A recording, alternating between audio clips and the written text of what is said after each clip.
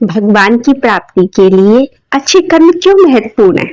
अच्छे कर्मों का महत्व क्या है और कैसे वे हमें धार्मिक और आध्यात्मिक दृष्टिकोण से स्मृत करते हैं? कैसे लोगों ने अच्छे कर्मों द्वारा अपने जीवन में सकारात्मक परिणाम प्राप्त किए हैं और उन्हें भगवान की कृपा मिली है। दोस्तों, अक्सर आपने लोगों को कहते सुना होगा कि भगवान हमारे साथ नहीं है, वो हमारा साथ नहीं दे रहे। लेकिन क्या आप जानते हैं ऐसा क्यों होता है? भगवान साथ क्यों नहीं देते? जबकि कई लोगों को आपने ये भी कहते सुना होगा कि ईश्वर मेरे साथ है। दोस्तों, भगवान सिर्फ उन्हीं की मदद करते हैं जिनके कर्म अच्छे होते हैं, जिनके कर्मों का उद्देश्य अच्छा होता है, दूसरों को सुख पहुंचाने के लिए काम करते हैं। ईश्वर हमेशा उनके साथ होते हैं। एक गांव में एक ब्राह्मण हुआ करता था। वह गांव के मंदिर में सेवा करता था और गांव के बच्चे ब्राह्मण के पास शिक्षा लेने आते थे। वह उन बच्चों को शिक्षा दिया करता था और शिक्षा के बदले में वो बच्चे कुछ ना कुछ अनाज के रूप में उस ब्राह्मण के पास लेते आते थे, जिससे ब्राह्मण के परिवार का प्रसन्नता पूर्वक गुजारा बसर हो रही थी। एक बार गांव में भयंकर अकाल पड़ा। लोगों के पास ना अनाज बचा ना धन। ऐसे में उसके पास ब्राह्मण को देने के लिए कुछ न था। गांव के लोगों का अपना स्वाभिमान था कि उन्होंने बिना कुछ दिए बच्चों को पढ़ाना उचित न समझा। धीरे धीरे ब्राह्मण के पास बच्चों का आना कम हो गया और थोड़े ही दिनों में सब बच्चों ने आना बंद कर दिया। ब्राह्मण ना किसी से मांगता था, लेकिन कैसे भी करके उसका गुजारा चल रहा था। एक दिन अन्न का एक भी दाना घर में ना रहा। ब्राह्मण की समझदार पत्नी सुबह उठकर बिना अनाज की पत्थर की चक्की इस तरह चलाने लगी ताकि लोगों को प्रतीत हो कि वह अनाज पीस रही है। समझदार ब्राह्मण नहा धोकर पत्नी से बोला, आज हमारा उपवास है, हम मंदिर जा रहे हैं। रास्ते भर सोचता रहा ब्राह्मण कि आज ईश्वर कहीं से अनाज की कुछ व्यवस्था कर दे। सुबह से दोपहर हो गई और दोपहर से शाम ढलने लगी। ब्राह्मण का मन बहुत बेचैन हो उठा। उसने अपने झोले से गीता की पुस्तक निकाली। गीता में श्री कृष्ण कहते हैं, योग क्षेम बहामयम, अर्थात मैं तुम्हारे संचित और जो तुम्हें मिलने वाला है उसका रक्षक हूँ। मैं तुम्हारा ध्यान रखता हूँ। संशय से बंधे ब्राह्मण ने कलम निकालकर इसके नीचे एक रेखा खींच दी और सोचा कि पता नहीं सच में ईश्वर ध्यान रखते हैं। उधर ब्राह्मण के घर में उसकी पत्नी उदास थी। वह खाली बर्तनों की तरफ देख रही थी कि कुछ शाम को भोजन बनाने के लिए होता। तभी दरवाजे पर एक आवाज आई। एक बालक ने उन्हें आवाज दी, गुरु माँ, गुरु माँ, गुरुजी ने राशन बेचा है। पत्नी ने बाहर आकर देखा तो एक अनुपम मुस्कुराहट लिए एक बालक राशन का थैला लिए खड़ा था। पत्नी ने पूछा, तुम्हें पहले कभी ना देखा, क्या नाम है? क्या तुम्हें ब्राह्मण देव ने ही भेजा है? बालक बोला, हाँ गुरु माँ, मुझे ब्राह्मण ने भेजा है। उन्होंने आपको देने के लिए कहा है। ब्राह्मण की पत्नी ने पुनः पूछा कि अगर ब्राह्मण देव पूछेंगी तो मैं उनसे क्या कहूँ? बालक बोला, कहना कि जिसकी पुस्तक में आज उन्होंने रेखा खींची थी वही बालक आया था। शाम हो गई। इस सब से अनजान ब्राह्मण मन को मसोच कर अपने पैर जमीन पर खींचता हुआ घर की ओर चला रहा था। घर के पास जाकर उसने देखा कि घर से रसोई पकाने की महक आ रही है। ब्राह्मण सक पकाते हुए घर में प्रवेश करता है और अपनी पत्नी से पूछता है, कोई राशन लेके आया था क्या? पत्नी बोली, हाँ, जिसे आपने बेचा। आश्चर्यचकित ब्राह्मण बोला, कौन था? उल्लास में पत्नी ने उत्तर दिया, जिसकी पुस्तक में आज आपने रेखा खींच दी थी, बस वही बालक था। ब्राह्मण टिकट होकर जमीन पर बैठ गया और कुछ ना कह सका। ज्ञान और विद्या का आदान प्रदान के लिए इस प्रकृति और ईश्वर ने हमें चुना है। ईश्वर से प्रार्थना है कि इस जीवन में हमें जो भी करें हम उससे सभी का कल्याण हो। दोस्तों, भगत राम जी का जन्म एक सामान्य किसान परिवार में हुआ था। इनके पिताजी खेती करते थे और गायों का पालन किया करते थे। एक दिन भगत जी के परिवार के कुलगुरु, जिनका नाम पंडित त्रिलोचन था, वह तीर्थ यात्रा से लौटे थे। कुछ दिनों के लिए वो भगत राम जी के पिता के घर में रुकने का आयोजन बनाते हैं। पंडित त्रिलोचन जी शालिग्राम भगवान की सेवा किया करते थे। वे बड़े भाव से भगत शालिग्राम शिला की सेवा करते थे। उनको पुष्प चढ़ाते, उन्हें भोग लगाते और भगवान को भोग लगाने के बाद ही वह भोजन ग्रहण करते थे। बालक भगत पंडित जी को यह सब करते हुए देखता था। उनसे भी लगता था कि भगवान की सेवा बड़ी अच्छी है। उसे भी भगवान की सेवा में आनंद आने लगा था। जब पंडित जी भगवान की सेवा करते तो भगत जी को बड़ा सुकून मिलने लगा था।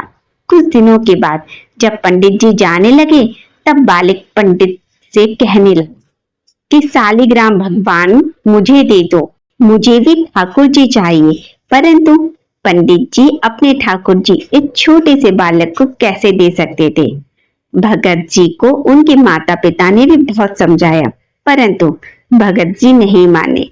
अंत में लोगों ने पंडित जी से कहा कि यह तो बालक है, इसे शालिग्राम जैसा कोई और दूसरा पत्थर लाकर दे दो और बहला फुसला दो। दूसरे अगले दिन पंडित जी नदी में स्नान करने गए। वहां पर वह एक गोल मटोल थोड़ा बड़ा सा काले रंग का पत्थर लेकर आए। अब भगत जी के पास आकर बोले, तुम्हें अपने ठाकुर जी तो मैं दे दूंगा, लेकिन मेरे पास तो दो ठाकुर जी हैं, एक बड़े ठाकुर जी और एक छोटे ठाकुर जी। तुम्हें कौन से ठाकुर जी चाहिए? तब भगत जी ने भी झट से जवाब दे दिया, मुझे तो बड़े वाले ठाकुर जी चाहिए। पंडित जी भी यही चाहते थे। तब पंडित जी ने भगत जी को बड़ा रंग का काला पत्थर दे दिया। भगत जी उस पत्थर को पाकर बड़े अत्यंत खुश हुए। वो प्रसन्नता के मारे उनके भाव रुक ही ना रहे थे और बड़े भाव से उस काले पत्थर की सेवा करने लगे। जब भगत जी गाय चराने जाते तो खेतों में उस पत्थर को भी ले जाते, ठाकुर जी को अपने साथ ले जाते और भगत जी की माँ ने उनको एक दिन बाजरे की रोटी, साग, अचार, गुड़ खाने के लिए दिया। अब भगत जी ने भी निश्चय किया कि वह पंडित जी की तरह ठाकुर जी को जब तक भोग नहीं लगाएगा तब तक कुछ नहीं खाएगा। ठाकुर जी को खिला देने के बाद ही वह खुद भोजन करेगा। भगत जी जब खेत में पहुंचे तो प्रेम से ठाकुर जी को पुकार लगाने लगे, ठाकुर जी जब तक आप भोग नहीं लगाओगे तब तक मैं भोजन नहीं करूंगा। भगत जी ने भी निश्चय किया कि जब तक ठाकुर जी प्रकट होकर भोग नहीं लगाते तब तक भोजन का एक टुकड़ा भी ग्रहण नहीं करूंगा। जब वह से शाम हो गई लेकिन ठाकुर जी नहीं आए, तब शाम को भगत जी ने वो रोटी गाय को खिला दी। 3 दिन तक लगातार ऐसा ही चलता रहा। ना ठाकुर जी आते, ना भोग लगाते और ना भगत जी भोजन करते। चौथी दिन की बात थी। भगत जी की माता जी फिर से रोटी लेकर आई और खेतों में जाकर भगत जी जोर जोर से रोने लगे और ठाकुर जी से गुहार लगाने लगे। वो बोले, आप तो बड़े ठाकुर जी हैं, आपको तो लोग रोज 56 प्रकार के भोजन खिलाते होंगे, परंतु मैं तो बालक हूँ, 3 दिन से भूखा हूँ और भूख से परेशान हूँ। क्या आपको मुझ पर दया नहीं आती?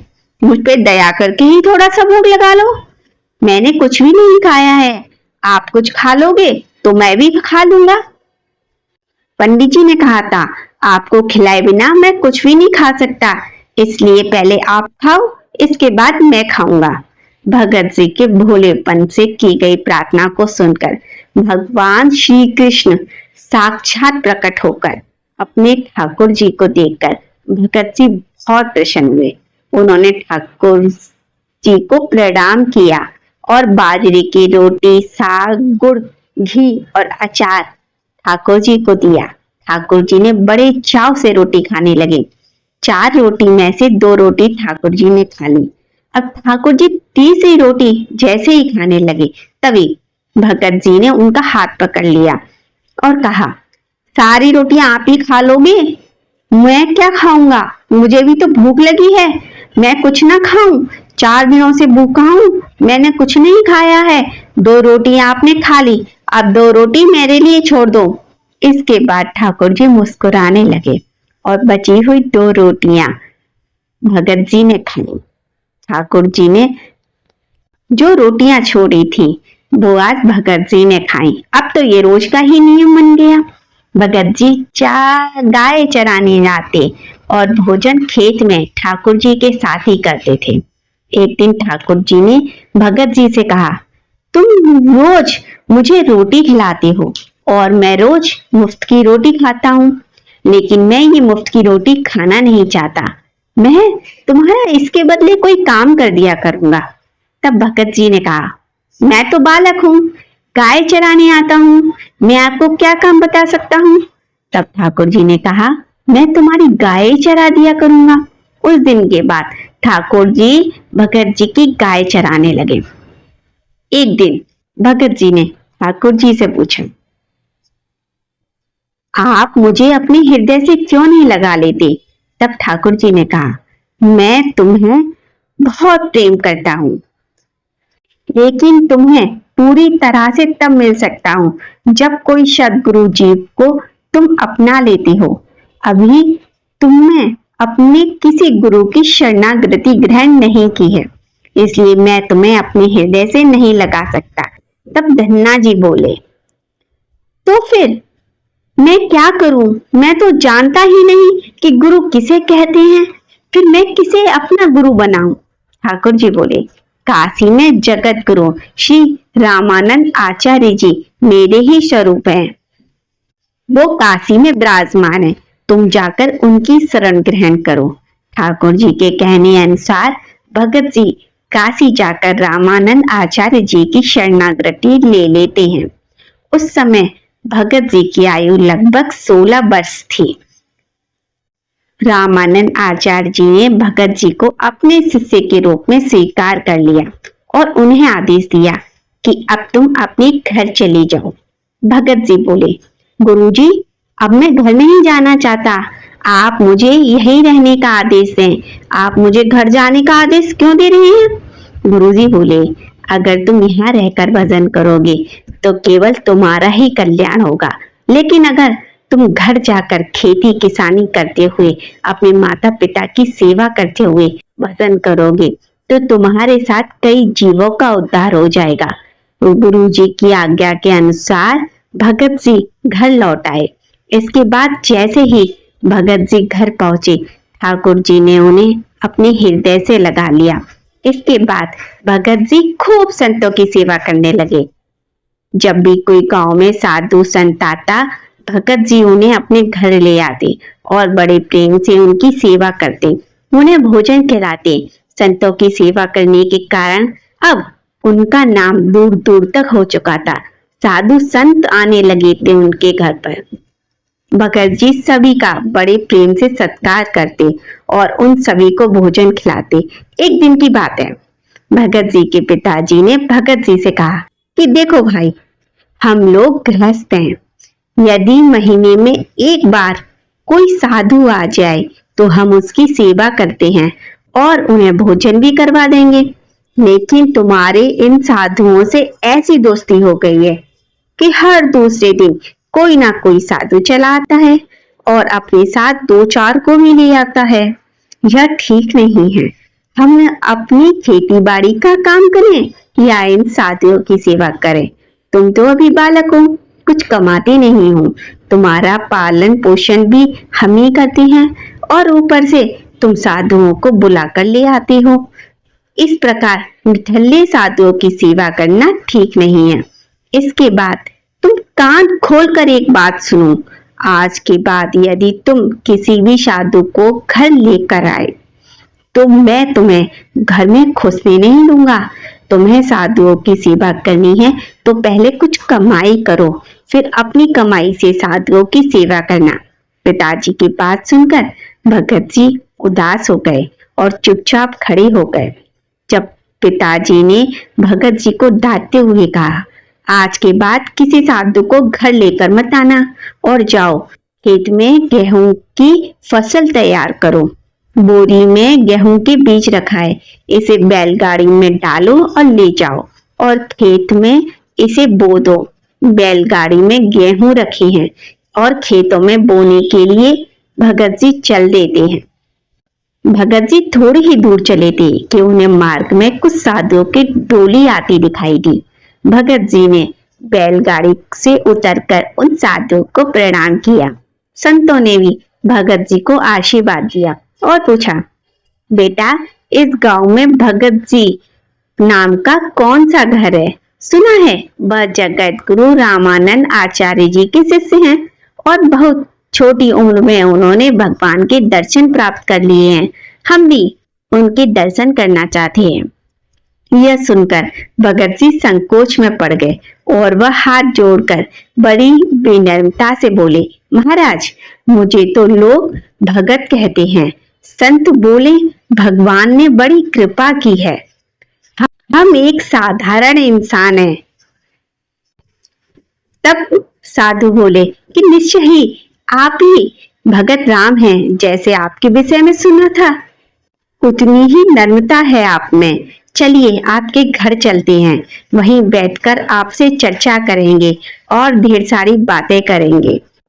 तब भगत जी सोचने लगे कि पिताजी ने तो साधुओं को घर लाने के लिए मना किया है।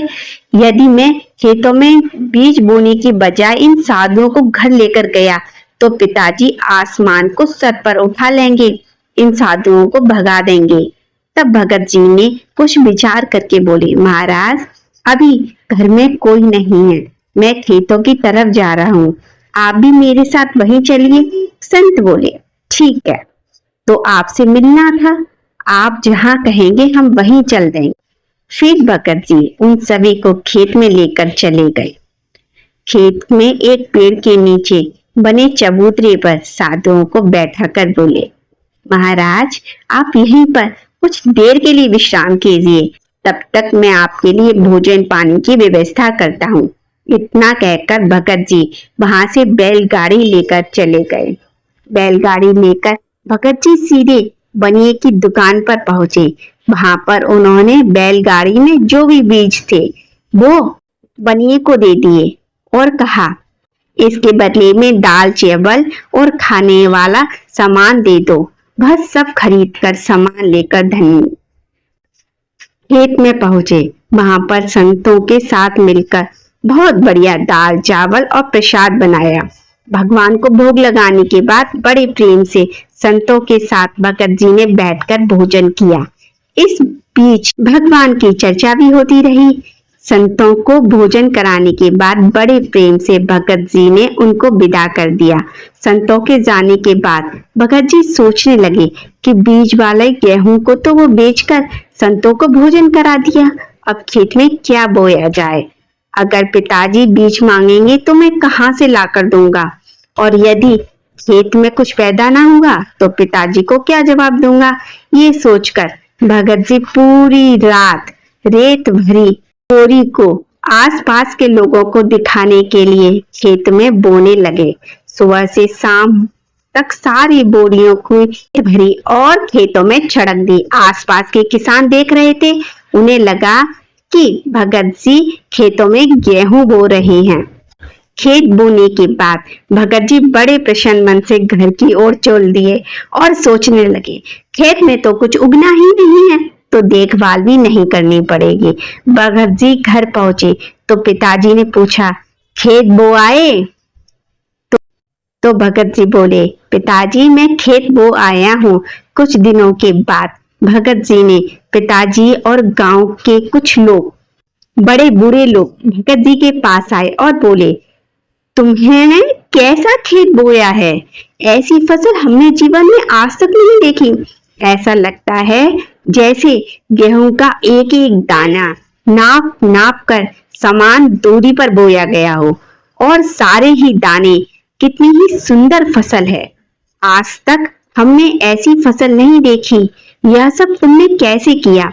भगत जी सोचने लगे, ये सब मुझे ताना मार रहे हैं, खेत में तो कुछ उगा ही नहीं होगा, इसलिए ऐसी बात कह रहे हैं। तब भगत जी ने आश्चर्यचकित होकर स्वयं खेत पर जाकर देखा तो आश्चर्यचकित हो गए। उन्होंने देखा कि खेत में तो रेत की जगह पर गेहूं उगाया है, फसल उगाई है। फसल बहुत ही सुंदर है, उन्होंने भी कभी नहीं देखी थी। ऐसी फसल को देखकर भगत जी को भी भगवान की कृपा का एहसास हुआ। उनकी आंखों में आंसू निकल आए। भगत जी जोर जोर से रोने लगे। तब भगत जी के पिता और अन्य गांव के लोगों ने रोने का कारण पूछा। तब भगत जी रोते हुए सारी घटना कह सुनाई। पिताजी, जब आपने संतों को घर लाने के लिए मना किया था तो खेत में बोने के लिए गेहूं थे ही नहीं। गेहूं को तो मैंने पनिये की दुकान पर बेच दिया था और उसी से दाल चावल लाकर मैंने संतों को खाना खिलाया। इसके बाद मैंने लोगों को दिखाने के लिए खेत में रेत को बोया था और यह फसल कैसे हो गई मुझे तो मालूम ही नहीं। भगत जी की बात सुनकर उनके पिताजी की आंखों में आंसू आ गए और वो बोले, मेरा भाग्य जो मेरे घर में तुम जैसे पुत्र ने जन्म लिया। आज के बाद हम तुम्हें रोकेंगे नहीं। खूब साधुओं को बुलाओ, संतों की सेवा करो, हम तुम्हें कभी मना नहीं करेंगे। आज से मैं भी भगवान की भक्ति किया करूंगा और तुम्हारे साथ संतों की सेवा किया करूंगा। इसके बाद भगत जी और उनके परिवार वाले खूब संतों की सेवा करने लगे। कुछ समय के बाद भगत जी की उगाई हुई फसल को काटने का समय आ गया। उस फसल से 50 गुना ज्यादा गेहूं निकला। गेहूं इतना ज्यादा था कि उसे रखने तक को जगह न बची थी। गांव के सभी लोग भगत जी की फसल देखकर आश्चर्यचकित हो गए। अब भगत जी और उनका परिवार अपनी क्षमता के अनुसार खूब संतों की सेवा और भगवान की भक्ति करने लगे। उनके घर हमेशा साधु संतों की भीड़ लगी रहती थी। अब भगत जी जब भी खेतों में फसल बोते, हर बार ऐसी ही फसल होने लगी। अब भगत जी अपने गांव में एक बड़े किसान बन गए। गांव के सभी लोग भगत जी की चमत्कारी संत मानने लगे और खेत की मिट्टी को चमत्कारी मानने लगे। अब जिन लोगों के खेतों में पर्याप्त फसल नहीं होती थी, वो लोग भगत जी के खेत की मिट्टी को ले जाकर अपने खेत में छिड़क देते, जिससे उनकी फसल अच्छी होने लगी। चारों तरफ भगत जी की जय जयकार होने लगी। एक बार भगवान ने भगत जी की परीक्षा लेनी चाहिए। भगत जी के गांव में अकाल पड़ गया। भगत जी बड़े किसान थे, उनके पास बहुत खेती थी, अन्न के भंडार भरे हुए थे। अकाल के कारण उनके गांव और आसपास के क्षेत्र में ब्राह्मण संत, गरीब और जरूरतमंद लोग भगत जी के पास मदद और उम्मीद से आने लगे। भगत जी ने भी उन्हें दोनों हाथों से भंडारे लुटाने लगे। कोई अगर मदद के लिए उनके घर आता तो खाली हाथ न लौटता था। धीरे धीरे भगत जी के अन्न के भंडार समाप्त होने लगे, परंतु भगत जी ने निश्चय किया था कि जब तक उनका सामर्थ्य है वो किसी जरूरतमंद को निराश नहीं करेंगे, वह सब कुछ बेचकर लोगों की मदद करेंगे। भगत जी संतों की सेवा से प्रसन्न होते थे और एक दिन उनके पास संत के भेष में स्वयं ठाकुर जी आ जाते हैं। उन्होंने भगत जी को तबू कमंडल बना करके दिया और कुछ लौकी के बीज दिए और कहा, भगत जी इन बीजों को अपने खेतों में बो देना, इससे आपकी फसल आएगी और जो भी इस फसल से आपको प्राप्त हो वो लोगों की सेवा पर खर्च कर देना। भगत जी ने ऐसा ही किया। संतों की आज्ञा के अनुसार उन्होंने डूबा कमंडल के बीजों को खेतों में बो दिया। गांव के लोग कहने लगे कि भगत जी तो पागल हो गए हैं, ऐसी अकाल में भला फसल कैसे होगी। दुबई के बीज तो केवल कमंडल बनाने के काम आते हैं, यदि फसल उग भी गई तो उससे क्या फायदा होगा। कुछ दिनों के बाद डुबा की फसल उगाई। सभी लोग आश्चर्य करने लगे कि ऐसे भीषण अकाल में बिना पानी के कैसे फसल उग सकती है। कुछ दिनों के बाद भगत जी का खेत हरा भरा हो गया। इसी बीच भगत जी जरूरतमंद लोगों की सेवा करते रहे। भगत जी ने अपना सारा अन्य भंडार सेवा में लगा दिया। उनके घर पर जो भी फसल के बीज थे वो भी उन सब संतों के भोजन में दान कर दिए। अब उनके पास अपने परिवार के गुजारे के लिए भी अन्न न बचा था। गांव के लोग कहने लगे, बड़ा मूर्ख है, जो भी था वह सब लुटा दिया, अपने परिवार के लिए कुछ ना रखा। इससे फसल में बोया हुआ एक भी फसल का दाना अपने लिए न रखा। लेकिन भगत सिंह पर लोगों की बातों तक कोई फर्क न पड़ा, तो भगवान का नाम लेते रहे और लोगों की मदद करते रहे। एक दिन ऐसा आया कि जब भगत जी के खेतों में फसल पक गई। उनके खेत में बड़े बड़े तुबा के फल दिखाई दे रहे थे।